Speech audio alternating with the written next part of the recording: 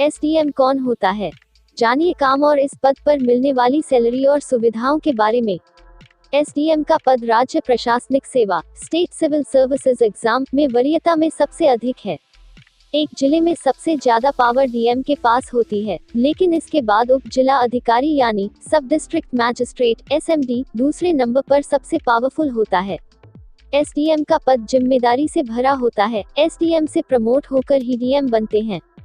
SDM का पद राज्य प्रशासनिक सेवा में वरीयता में सबसे अधिक है, जहां डीएम पूरे जिले का मुख्य अधिकारी होता है, जो पूरे जिले के काम को देखता है, जबकि एसडीएम जिले के उपखंडों का काम देखता है। एसडीएम डीएम के अधीन काम करता है। एसडीएम के पद में कोई निश्चित कार्य समय नहीं है, क्योंकि अधिकारी को हर समय ड्यूटी के लिए तैयार रहना पड़ता है। एसडीएम को अपने क्षेत्र में प्रशासन के मामलों की देखभाल करनी पड़ती है। एसडीए बनने के लिए राज्य स्तर की सिविल सेवा परीक्षा पास करनी होती है। यूपीपीएससी, बीपीएससी, आरपीएससी और अन्य आयोग ये परीक्षाएं आयोजित करते हैं। हर राज्य का एक आयोग होता है जो सिविल सेवा परीक्षा का आयोजन करता है।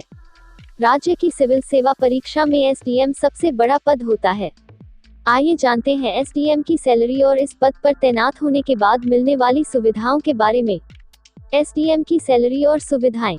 एसडीएम की सैलरी डीएम से कम होती है, लेकिन इस नौकरी में भी कई सुविधाएं दी जाती हैं। इस पद की जिम्मेदारी के साथ आकर्षक सैलरी और अन्य भत्ते प्रदान किए जाते हैं।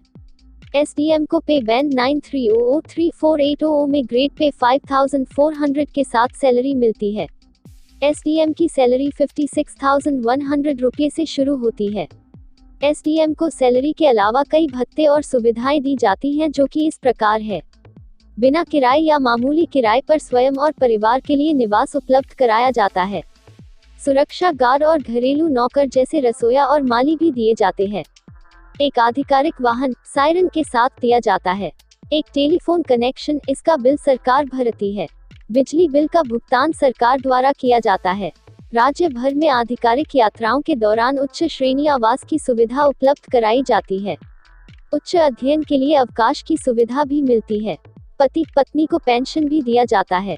एसडीएम की सैलरी भले ही कम हो, लेकिन इस नौकरी में आपको बहुत सारी सुविधाएं मिलती है और एसडीएम से प्रमोट होकर ही डीएम बनते हैं।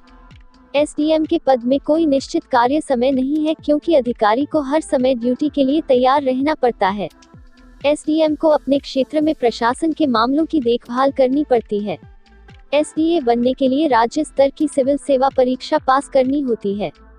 यूपीपीएससी, बीपीएससी, आरपीएससी और अन्य आयोग ये परीक्षाएं आयोजित करते हैं।